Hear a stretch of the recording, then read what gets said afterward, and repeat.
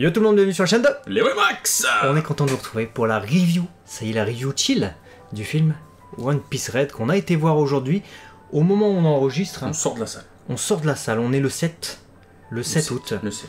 On va vous parler du film. On peut pas énormément l'illustrer de ouf. Hein. Ouais. Vous êtes bien au courant qu'on a eu la chance de voir une avant-première, donc on va pas commencer à vous mettre des images qui sont sorties de je ne sais quel support illégal. On mettra des images des trailers, les images Voilà. officielles et tout ça pour illustrer de quoi on parle. Par contre, c'est une review 100% spoiler. Le film spoil le manga en fait. Pour voir le film, vaut mieux avoir lu les derniers chapitres du manga. Vous pouvez le voir quand même, hein, si vous n'avez pas lu les derniers chapitres. Je pense qu'ils ont réussi à faire ça suffisamment bien pour que ça spoil pas ouvertement. Mais il y a des éléments qu'on comprend, on fait ah ouais, si t'as lu les derniers chapitres là du manga. Donc on va spoiler le manga, en même temps on est obligé vu qu'on va spoiler le film. Donc bah écoute, c'est parti, vous êtes prévenus. C'est parti. Ne restez pas si vous voulez rien savoir sur le film, revenez une fois que vous l'avez vu, comme ça on en discute. Alors, film ou comédie musicale, déjà c'est le premier truc... C'est vrai qu'on pouvait se poser cette question. On peut se poser cette question, c'est le premier truc qu'on peut dire, hein, d'emblée. Bah oui, parce que déjà, le postulat de départ, on arrive, bon, on est accueilli, Uta va faire son premier concert, etc. machin, et donc très rapidement, on rentre dans le vif du sujet et elle chante. Avec les fameuses chansons que vous avez pu voir hein, sur les teasers ou trailers là, qui ont été popés sur Toei Animation, donc on a pu déjà s'en rendre compte au cinéma. Ouais. C'est-à-dire voir un peu ce que ça donnait dans une salle de cinéma et pas comme ça, juste hors contexte. Et j'avoue, ça a du peps. Franchement. Si tu parles des chansons, ah ouais, mais totalement. Les chansons sont superbes. Nous, on a eu la malchance, hein, je le dis d'emblée, mais d'être dans une salle qui était mal calibrée. Ça pétait les oreilles dès que ça allait trop fort, en fait. Dès qu'il y avait trop d'aigus, dès que les personnages criaient, et dès qu'il y avait les chansons, justement, ça me niquait les oreilles. Donc, au bout de 15 minutes, je me suis mis carrément un bout de papier dans l'oreille, dans la gauche. Obligé, parce que j'avais pas de boule caisse. Et ça m'a régulé. C'est bon, le son après, ça allait. Mais... je sais voilà, faire fi de ça et me dire bon comment est le film, et c'est vrai que les chansons sont magnifiques toutes, hein. C'est Ado qui chante, elle avait déjà été présentée, c'est une superstar maintenant sur YouTube, elle a été connue avec ses chansons comme ça sur internet, et c'est elle qui fait la voix chantée de Uta dans le film, tandis que c'est Kaori Nazuka, la voix de Nanali dans Code Geass, qui fait la voix parlée de Uta, et hormis quelques couacs, à un moment donné, enfin c'est pas vraiment des couacs, c'est disons que c'est aussi Ado qui fait la voix chantée de Uta enfant, donc ça fait un peu bizarre quand tu l'entends avec une voix beaucoup plus mature que ce qu'elle devrait avoir. Hormis ça, ça se mélange bien je trouve. Ouais, j'ai pas senti de fracture où tu te dis ah ouais là elle chante, ah ouais là c'est pas le même. Franchement ça passe tout seul. Et donc effectivement, on aurait pu craindre une comédie musicale mais c'est très bien distillé. Disons qu'elle chante 5, 6, 7 fois, je les ai pas comptés, sur un film qui est quasi de 2 heures. Quasiment, hein. Je vais pas commencer à faire les minutes. Les 20 premières minutes, on s'inquiète, hein, parce que, enfin, si vous êtes venu pour un film One Piece ou... si tu veux la bagarre tout de suite. Si tu veux la bagarre tout de suite, tu l'auras vraiment pas tout de suite. Non, pas tout de suite. Je te préviens, pendant 20 minutes, une demi-heure, je dis je te préviens, mais j'imagine que tu as vu le film. Après, si tu l'as pas vu, mais que tu veux te faire spoiler, c'est ton droit aussi, hein. Il n'y a pas de souci. Mais pendant une demi-heure, c'est l'installation du film, et c'est même pas l'installation du plot. L'installation du plot et tout le truc vient au bout de peut-être 45 minutes, un truc comme ça. Le tout début, c'est l'installation d'Uta, de ses pouvoirs, de ce qu'elle peut faire et de ce qu'elle veut faire surtout. Ouais. Et beaucoup de chansons. Donc les 20 premières minutes, tu te dis putain, ça va être un Disney ou ça va être un film One Piece habituel? C'est un film One Piece habituel, mais qui veut faire le Disney sur la première demi-heure. Après, c'est vraiment un vrai film One Piece. C'est vrai, il veut faire un peu Disney, ça, ils se sont laissés emporter par le truc. Et puis du coup, très rapidement, on se rend compte que Uta a un peu un problème.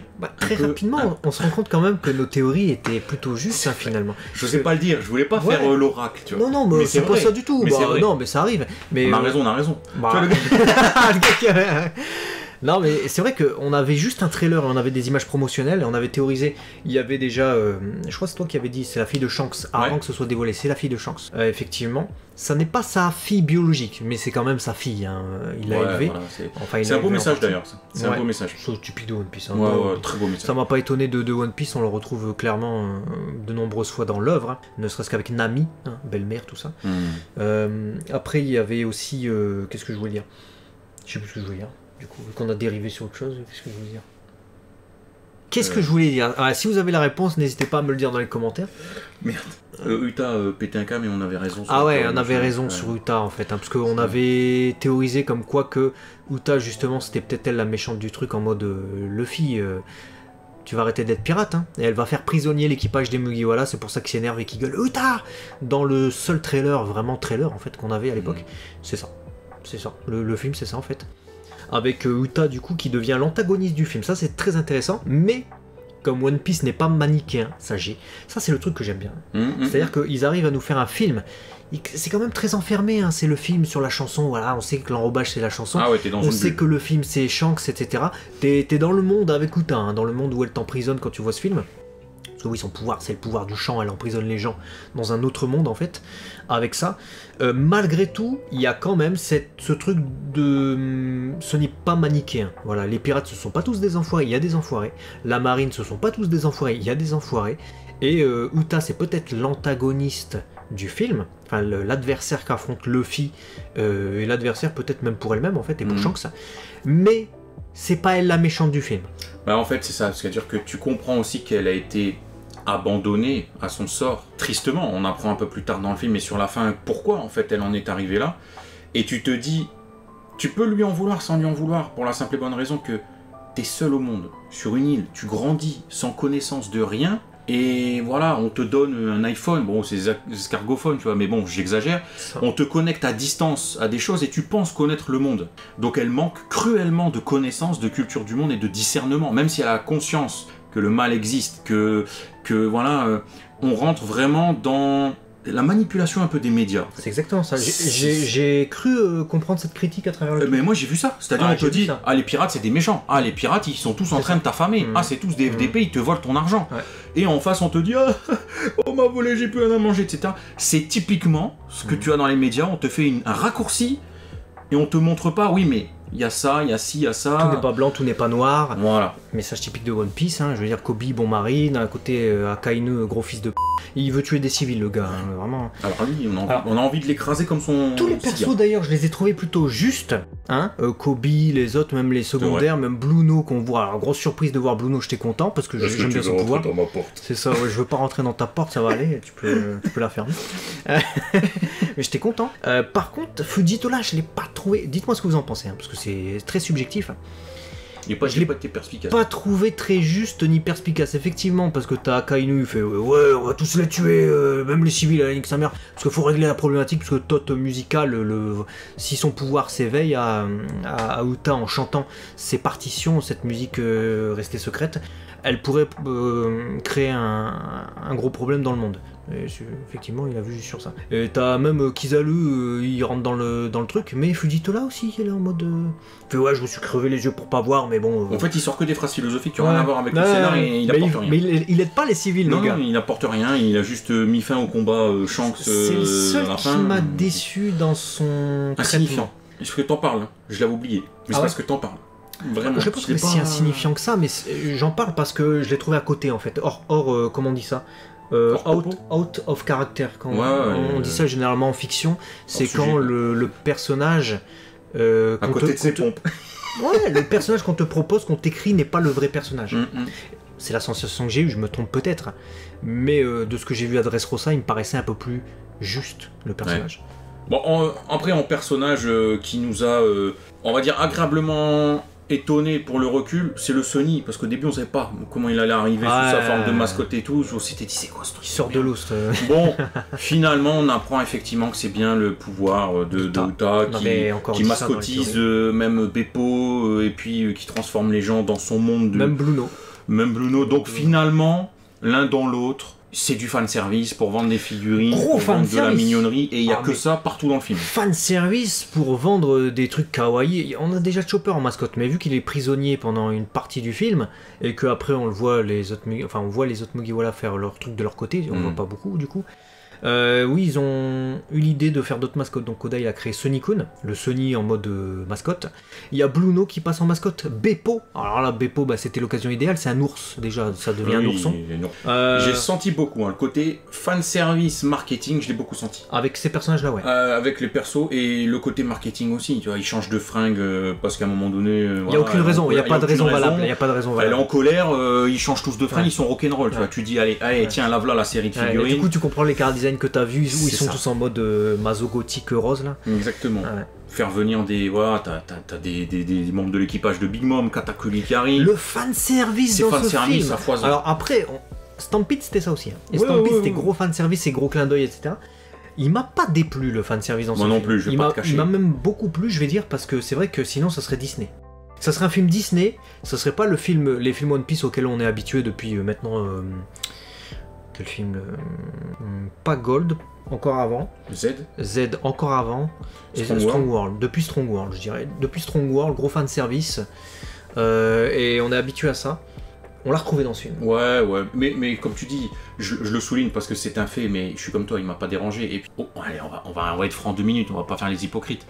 On fait tous des vidéos théories en mode est-ce que Katakuri va devenir l'allié de Luffy? Est-ce que Kobe va se battre aux côtés de Luffy? Tout est dans le film. On aime penser à des scénars où on kiffe voir des antagonistes d'avant devenir des amis. C'est comme ça, Bon bah là ils t'ont tout mis, ils t'ont dit tu veux que Kobe machin, allez, tu veux que Katakuri machin. Katakuri il se fait attendre. Usopp et son père, tu veux il fasse, allez. C'est un gros truc, Usopp et son père, parce que il y a même la phrase que tous les fans pensent, ouais, il m'a abandonné mon père et tout, toi t'es pas comme ça Gordon, t'as élevé, parce que Gordon du coup on comprend que c'est pas l'antagoniste, c'est lui qui a élevé Uta, beau gosse Gordon, avec la voix quand même de Overhaul de My Hero Academia, ça fait plaisir.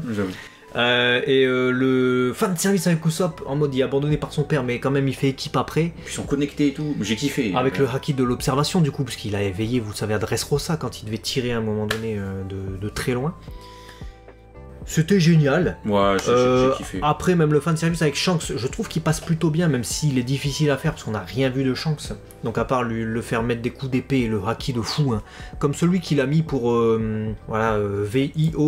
le Huck de Brocoliman dans les derniers chapitres. Là, il fait un truc assez similaire, et d'ailleurs, ça va tordre le cou à tous ceux qui pensent que parce que Shanks, il a lavé totalement Broccoli, je me souviens même plus de son nom. Ryokugyu, donc comme une force de combat, mais c'est pas le même kanji, mais c'est pas grave. Le Ryokugyu, tout le monde se dit, ouais, bon, les Yonko, tous les Yonko, du coup, plus forts que les amiraux. Et tu vois, quand même, t'as Kizaru et Fujitola, ils sont face à Shanks, ils font Okashine. Et comme ça, Kizaru. Il y a la goutte, tu vois, quand même, il se dit, bon. La goutte, parce qu'il se dit, ça va être chaud. Mais ils sont comme ça, ils sont debout, ils sont en mode franchement le haki beau gosse. Alors que Shanks il fait son meilleur haki que t'as jamais vu de toute la série. Et t'as évidemment tout le monde est pété par terre. Donc là tu comprends quand même que s'il y a une bataille finale, Kizaru, Akainu, Fujitola, ça va pas être de la merde quand même. Mais ça va pas être tant mieux. Parce qu'on l'a dit dans les derniers scans, le level ne cesse d'augmenter et le frisson de l'ennemi commence à disparaître un peu. Parce qu'on commence à avoir des levels de frappés. Et tu vois Shanks qui lave un brocoli à distance, tu vois Luffy qui a le Gear Fifth, tu te dis, c'est qui va me faire vibrer en face? Shanks il lave un comme ça. Là c'est bien parce que tu te dis, calmez-vous, ok ils sont chauds, mais en face aussi il va y avoir du chaud. Ça m'a plu ça. Et ça m'a beaucoup plu, donc ça c'est une bonne chose. Tu parles du Gear Fifth, on le voit 5 secondes à l'écran. Et ça c'est bien fait parce que je me suis dit, ils sont obligés de montrer la dernière forme. C'est pas possible, de tous les lecteurs du manga, c'est-à-dire 70% des fans de One Piece, certainement, dans le monde et au Japon, ils l'ont vu, ils veulent voir ça au cinéma là maintenant. On l'attend. Il est là, mais il apparaît 5 secondes, et celui qui a pas lu le manga, il peut se dire... Qu'est-ce que c'est? Problème de colo? Ouais, mais pas comprendre. Parce qu'il est tout petit, de dos, il vient de faire son attaque finale, il vient d'exploser le truc. On voit l'espèce d'auréole, un peu de tambour derrière de Nika, et il est tout blanc. Mais le public qui n'a pas lu peut ne pas comprendre. Il y a une bonne subtilité qui est faite, donc ça spoil sans spoiler, parce que c'est pas genre tu le vois comme ça de face et tout, tu dis non, tu vois, c'est subtil. Ça va nourrir le fan et ça ne va pas trop déranger le gars qui sait pas. Avec Big Mom, c'est pareil. Parce qu'on voit Big Mom dans le film. C'est vrai. Donc je me suis dit, elle est vivante. Parce que ça se passe forcément après Wano. Forcément. Et donc elle est vivante, donc elle est pas morte, Big Mom. Ça, il te spoil un truc de niquer quand même, le truc. Alors si jamais... c'est pas possible qu'elle soit morte, de toute façon. Mais je pense que le film confirme qu'elle est vivante. Et j'ai trouvé ça habile aussi parce que, je vous l'ai dit, le film, il est suffisamment grand public pour que ceux qui n'ont pas lu le manga, ils trouvent rien à dire. Donc ils voient Big Mom, les gens ils tiltent pas, ils sont là. Ah, il y a les enfants de Big Mom, il y a Big Mom, ok. Bah, même moi, je vais te dire un truc, parce que tu le soulignes et tu parles de Big T'avais pas Mom. capté?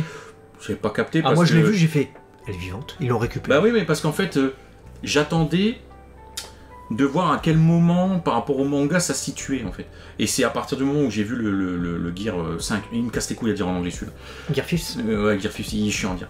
Je me suis dit, ok, ça se situe bien, du coup, à Wano, après la fin de Wano, tu vois. Et du coup...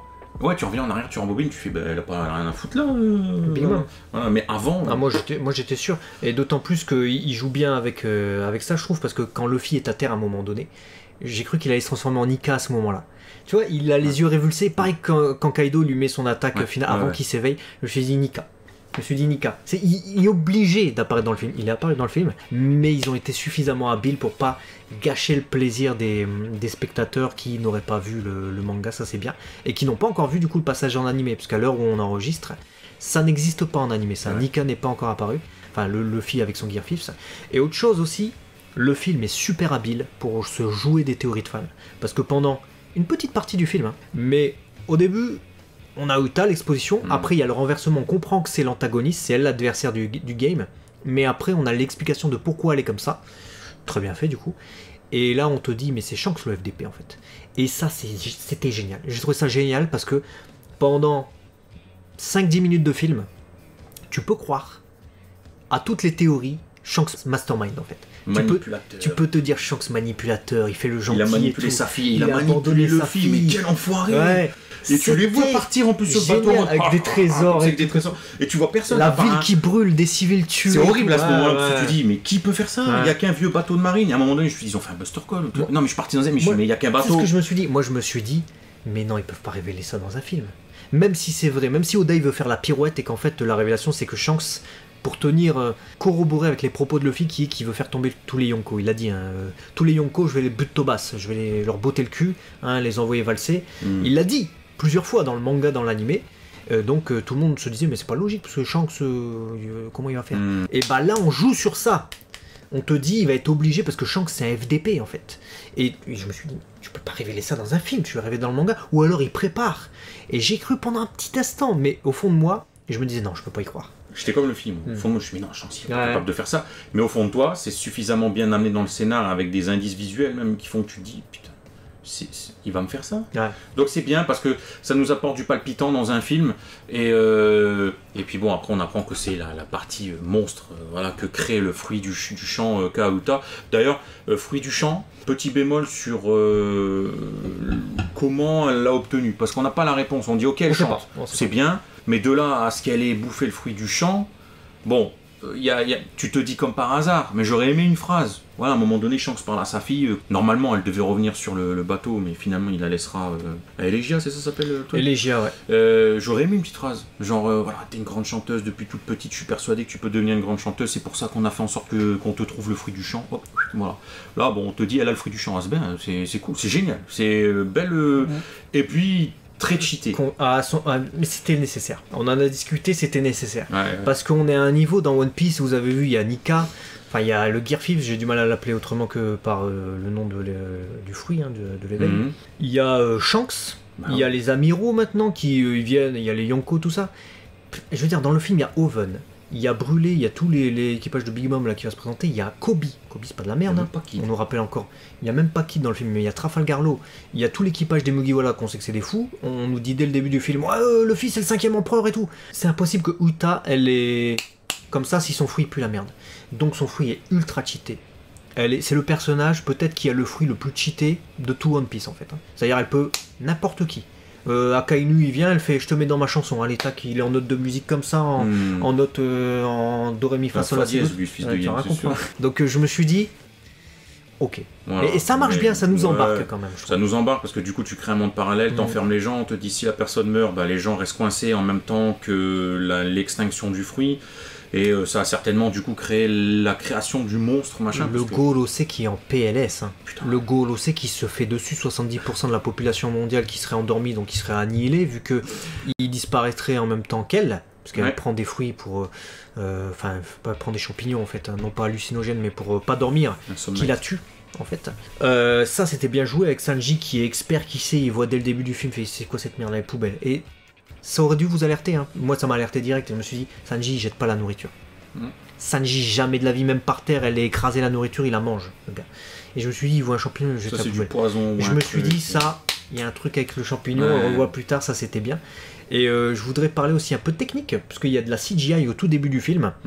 Alors l'animation 2D elle est extraordinaire dans ce film, et je voudrais féliciter l'animation 2D, le réalisateur, enfin pas le réalisateur mais le directeur de l'animation, Masayuki Sato, excellent, tous les autres animateurs clés, excellent, le réalisateur Goro Taniguchi aussi qui fait du très bon travail. La CGI par contre au tout début du film seulement, hein, les 10 premières minutes, je me suis dit ils vont casser la tête avec leur CGI, et en plus c'était dénué de sens parce que parallèlement à la CGI, t'as une scène CGI, une scène 2D.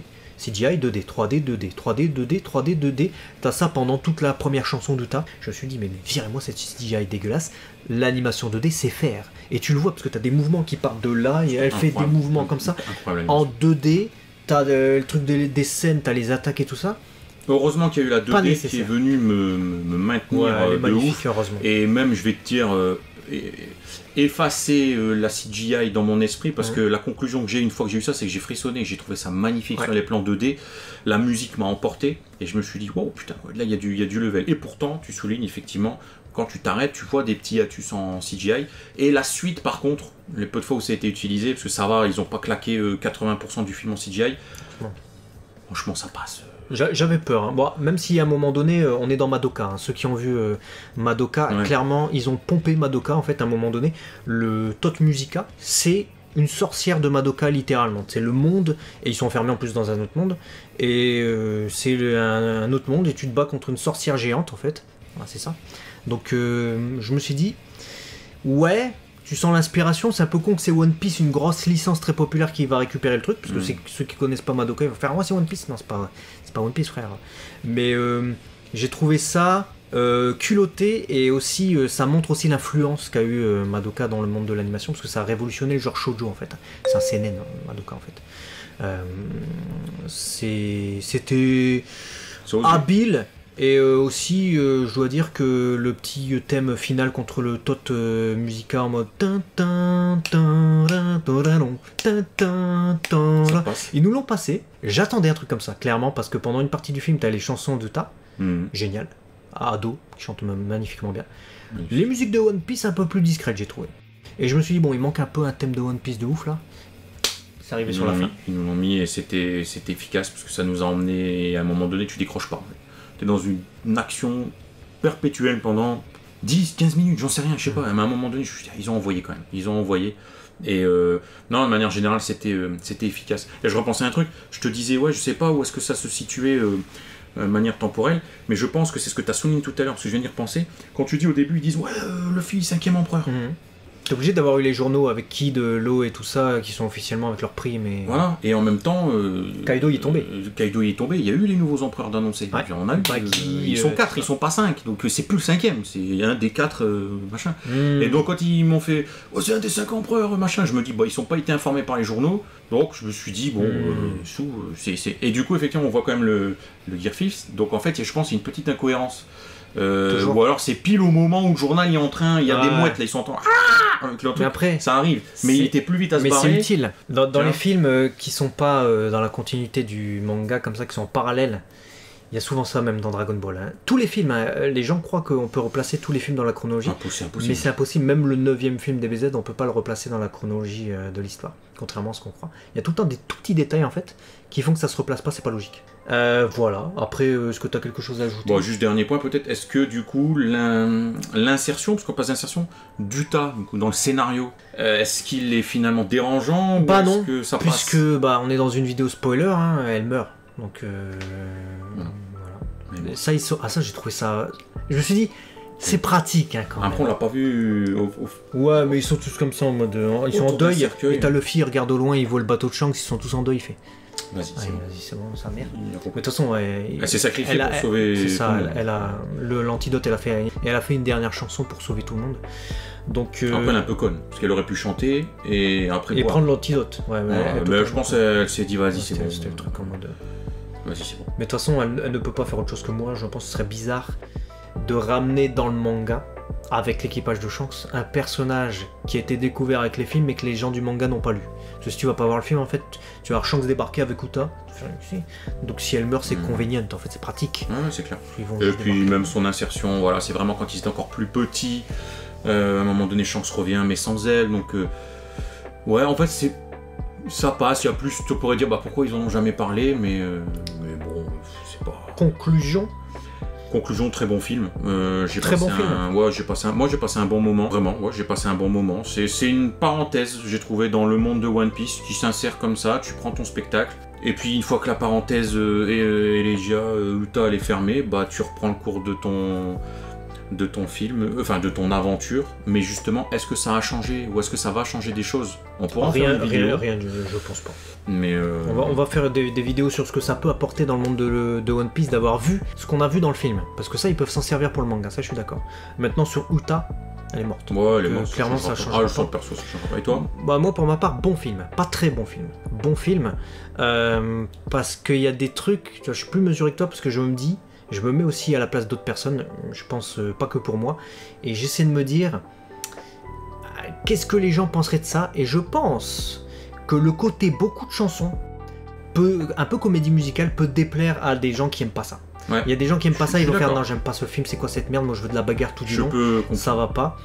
Et il y a un autre côté aussi, c'est que c'est pas un véritable antagoniste, genre une menace, tu vois comme on a eu dans les autres Ouais, c'est films pas avec... Belette, quoi. C'est pas Belette, c'est pas Z, c'est pas, comment il s'appelle, Frieza là, il avait un chef, c'était Shiki.